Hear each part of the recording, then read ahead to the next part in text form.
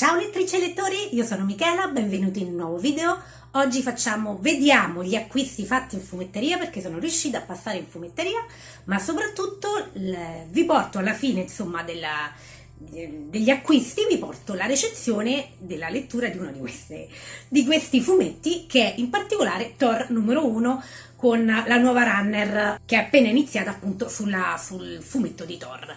Quindi, se siete interessati semplicemente alla recensione del fumetto di Thor, vi metto nell'info box il minuto a cui potete direttamente saltare per andare direttamente alla recensione, e per tutti gli altri intanto ci vediamo gli acquisti. Io gli acquisti li faccio alla mia fumetteria di fiducia, che è la Free Comics, ed anzi saluto Francesco, ciao Francesco, che è sempre, mi accoglie sempre con tanta allegria nella sua fumetteria, e vi invito a andare nelle fumetterie, a sostenerle facendo un piccolo acquisto di persona appunto nelle fumetterie stesse, in modo tale da sostenere la filiera dei fumetti, che assolutamente purtroppo, come tutti, ahimè, ha sofferto per questa storia della pandemia.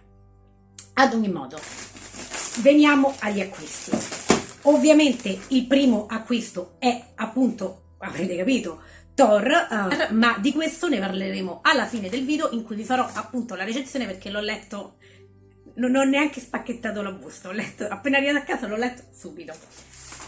La prima cosa che vi faccio vedere è la maglia che Francesco mi ha regalato della Free Comics, appunto grazie di nuovo Francesco. Partiamo con The Girl from the Other Side, questo è il numero, siamo arrivati al numero 8 di questa serie che sto seguendo e che veramente vi consiglio. Sul canale c'è la recensione, ve la metto nelle schede e giù nell'info box se siete curiosi di andarvi a vedere questa serie. Questo è il numero 8 e, come gli numeri precedenti, è una sovraccoperta, è uscito per la J-Pop Manga al costo di 6,50 €. Poi ho preso questi 3 volumi qua, che li ho desiderati tantissimo, sono Nomen Omen. Del primo volume, sempre sul canale trovate la recensione, perché l'ho letto in periodo di quarantena in ebook, perché c'era l'offerta sull'ebook, me lo sono letto e alla fine ho ordinato tutta la saga in fumetteria. Sono appunto 3 numeri a costo, mi pare, di 15 € l'uno, sì, di 15 € l'uno. L'edizione è favolosa, con questa cover così bella da toccare, le copertine sono una più bella delle altre. Questa è la prima con la protagonista, la seconda e la terza con il cattivo della serie, che io, insomma, è stata una delle ragioni per cui mi sono convinta a comprare questi volumi. Nel primo volume comunque trovate la recensione sul canale, se siete curiosi di andarvela a vedere. È inutile che dico che il primo volume mi è piaciuto, visto che alla fine li ho comprati in blocco tutte e 3, è banale dirlo, ma assolutamente è così. Altra cosa che ho acquistato dopo aver adorato Buffy, è uscito Once and Future disegnato da Dan Mora. Lo avevo adorato con Buffy, non potevo farmelo scappare, anche perché questo è un retelling, da quello che ho capito, di Re Artù, quindi ovviamente non potevo non prenderlo. Questa è la cover, guardate che bella, è favolosa. Questa è la costa e questo è il retro. È uscita per la edizione BD al costo di 15 €, e con l'acquisto di questo primo volume c'è in omaggio il taccuino, che è veramente carino. Questo è il retro, questa è il davanti, esattamente con la stessa cover del volume, e vedete all'interno, alle pagine bianche appunto, e ci si può scrivere sopra, eccolo qua, con la stessa cover del fumetto. Appena l'avrò letto vi porterò una recensione, anche perché appunto è un retelling di Re Artù, quindi ho aspettative molto alte. E poi c'è Dan Mora, che, ragazzi, fa dei disegni, ma che gli vogliamo dire a quest'uomo? Guardate qua, che meraviglia. L'unica cosa che ho fatto è stato sfogliarlo un po', ma insomma ho già visto che dal punto di vista grafico adorerò questo volume. Comunque, se siete curiosi, vi porterò meglio la video recensione dopo che l'avrò letto. E poi ovviamente il numero 1 di Thor. Andiamo a parlare in particolare di questo fumetto, perché vi ho detto, l'ho letto subito. Per i nuovi del canale, io sono una grande appassionata di Thor grande appassionata di Thor in tutte le sue forme, quindi dalla mitologia nordica alla versione Marvel, a tutte le versioni in cui potete trovare ovunque e comunque, dal punto di vista letterario. Infatti, come potete vedere, qui c'è tutta la mia bella collezione di spillatini di Thor. Per chi segue l'universo Marvel, il grande evento della Guerra dei Regni, diretto, scritto da Aaron, che ha coinvolto tutto l'universo Marvel, è concluso, si è concluso proprio da poco, e da qui inizia per Thor, ma poi anche per tutte le altre serie, una nuova runner. Dopo tanti anni, credo 8, che Aaron guidava la penna di Thor, la direzione della storia di Thor passa in mano a Cates. Cates, insomma, abbastanza conosciuto nell'universo Marvel per le sue storie di Venom in particolare, ma insomma ha lavorato anche su Guardiani della Galassia e su altre testate. E ai disegni troviamo Klein, che viene praticamente da Deadpool. Allora, io ero partita molto prevenuta, perché Aaron è il mio scrittore da sempre preferito per quanto riguarda i fumetti in assoluto, il mio scrittore preferito, che ha scritto tra le maggiori saghe a fumetti che io amo di più e che sicuramente fanno parte della top 10 e anche della top 3, e quindi ero molto prevenuta nel cambiare direzione. Poi c'è stato tutto un restyling del personaggio di Thor con questo nuovo look che possiamo vedere con questo cover di Coipel, che è veramente magnifica,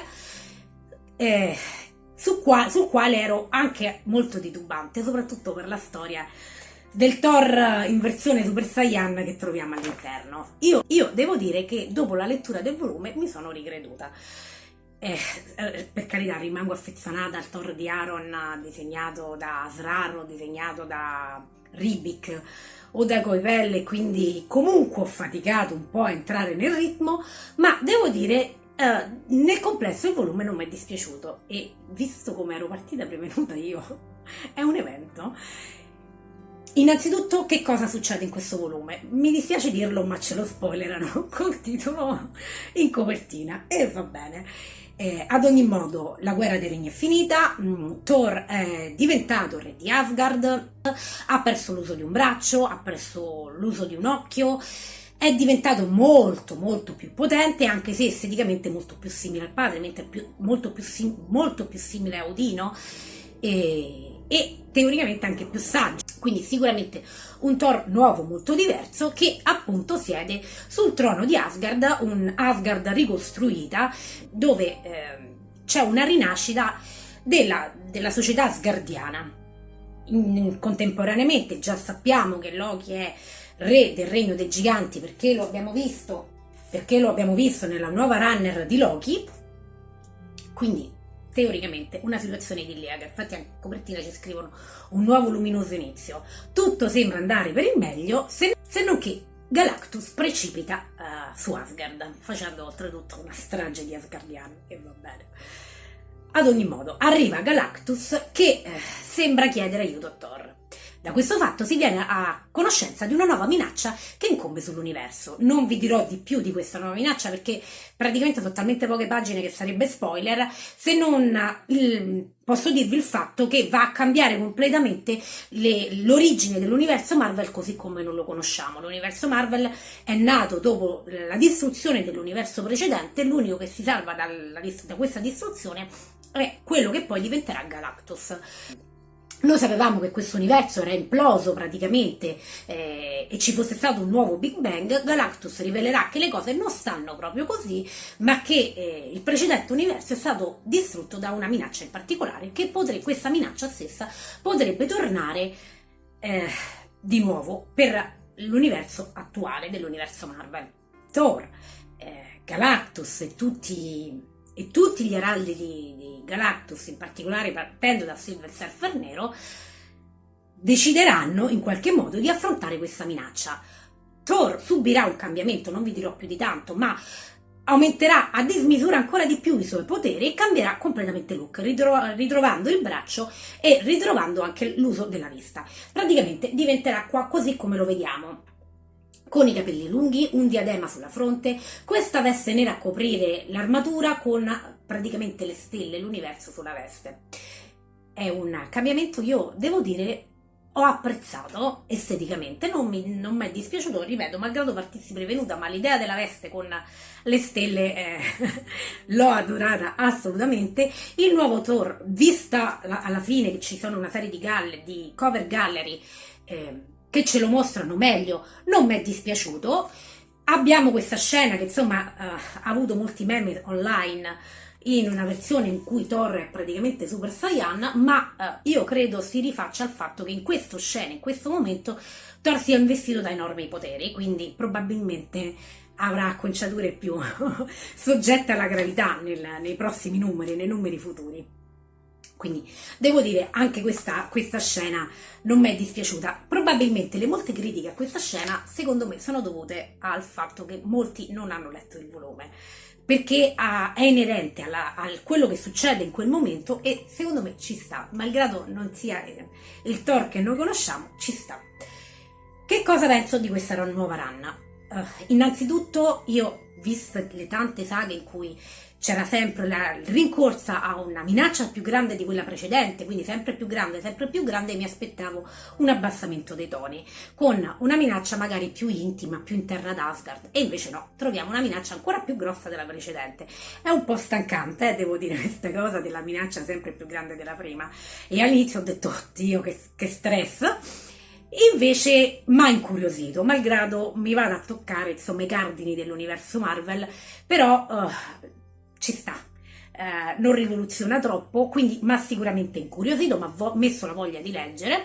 Altro cambiamento che troviamo in questa storia e che mi ha incuriosito parecchio è il fatto che a conclusione della saga di Aaron noi troviamo un Thor potentissimo. Lui lascia sul trono di Asgard un Thor molto molto potente, tant'è che all'inizio del volume lo vediamo lanciare il martello per tutti i 10 regni con un colpo solo, e questo martello colpisce un nemico e torna ad Asgard. Quindi abbiamo un Thor veramente molto potente e tutti si aspettavano che Cates prendesse la strada di ridimensionare i poteri di Thor, e quello che fa in questo primo volume è dargliene di nuovi, cioè senza remore. Quindi staremo a vedere dove arriva, perché a questo punto ha dei poteri cosmici veramente enormi che, devo dire, hanno messo curiosità. Bisogna vedere come verranno gestite queste situazioni nei volumi successivi. La cosa che mi è piaciuta, che io ho sempre adorato di Aaron, è l'epicità dei racconti che Aaron fa fare a Thor, cioè delle gesta che Aaron fa fare a Thor. I racconti di Aaron sono sempre così epici, che richiamano così tanto la mitologia, proprio nelle gesta, negli accadimenti, ed era quello che io adoravo nella scrittura di Aaron. Cates, devo dire, qui lo fa a modo suo, con uno stile tutto suo, ma l'impronta c'è, quindi c'è sicuramente questa impronta di un Thor molto mitologico, molto epico, e questa cosa mi piace molto, sperando appunto che continui nei prossimi numeri. Però devo dire, la scrittura l'ho apprezzata molto, e il che è strano. Veniamo ai disegni. Anche su questo il mio cuore da fan soffriva nel non avere la mia triade di disegnatori, Coipel, Ribic e Asrar su Thor, se non per questa cover meravigliosa di Coipel, che insomma ragazzi vale tutte le 5 euro del volume, malgrado 5 euro. E quindi anche su questo ero molto prevenuta sui disegni di Klein, e invece mi è piaciuto. Devo dire, i disegni sono perfettamente adatti alla storia, perfettamente adatti a un personaggio come Thor, e mi sono piaciuti tanto. Sicuramente, tolta la triade dei miei disegnatori preferiti, è uno dei disegnatori che ho apprezzato di più nell'interpretare Thor. Io adesso ve lo mostro in qualche immagine. Qui abbiamo anche un Iron Man che insomma va citato. Eccolo qui, con il Thor che ci ha lasciato Asrar, quindi molto simile al padre, con i due corvi sulle spalle, vedete, senza un occhio e senza un braccio. E qui lo vediamo sul trono di Asgard parlare col fratello, eccolo qua, e l'ho apprezzato tantissimo. Altra cosa che mi sono scordata di dirvi riguardo alla storia, c'è un dettaglio che incuriosisce molto e che fa pensare, che appunto apre anche spunti per nuove storie che speriamo vengano sfruttate al meglio, è il fatto che Thor, malgrado sia così potente, abbia difficoltà ad alzare il martello. Vi prego, non lo fate diventare di nuovo l'indegno, perché a questo punto avrebbe poco senso. Io sono abbastanza convinta che Cates ci riserverà delle sorprese in tal senso, e magari troverà dei nuovi espedienti letterari in questo tipo di dettaglio, ma speriamo bene. Vi ho detto della storia, vi ho detto dei disegni, vi ho detto che nel complesso mi è piaciuto, vi faccio vedere alla fine la serie di cover gallery che ci presentano un Thor, insomma, con una capigliatura un po' più che subisce un po' più gli effetti della gravità, ecco, rispetto alla cover Sayana che abbiamo in quella vignetta. Ma ripeto, credo che quella vignetta sia dovuta soltanto e unicamente alla scena che sta succedendo in quel momento, quindi presumo che insomma poi avremo un Thor con una capigliatura più umana, più soggetta alle leggi della natura umana. È sicuramente una lettura che vi consiglio, ma se non avete voglia di spendere così tanto per gli spillati, vi consiglio di aspettare i volumi che sicuramente la Panini sicuramente ci porterà. Però devo dire un ottimo inizio, un'ottima nuova run e non me l'aspettavo, quindi ottimo. Questo è tutto, io risaluto Francesco della mia fumetteria Free Comics. Se avete letto il primo numero di questa nuova run di Thor, scrivetemelo sotto, ditemi cosa ne pensate, ditemi cosa pensate del nuovo look di Thor in questa versione un po' così più naif rispetto alla precedente. Fatemelo sapere con un commentino sotto. Intanto io auguro buona lettura a voi, buona lettura a me e noi ci vediamo al prossimo video. Ciao!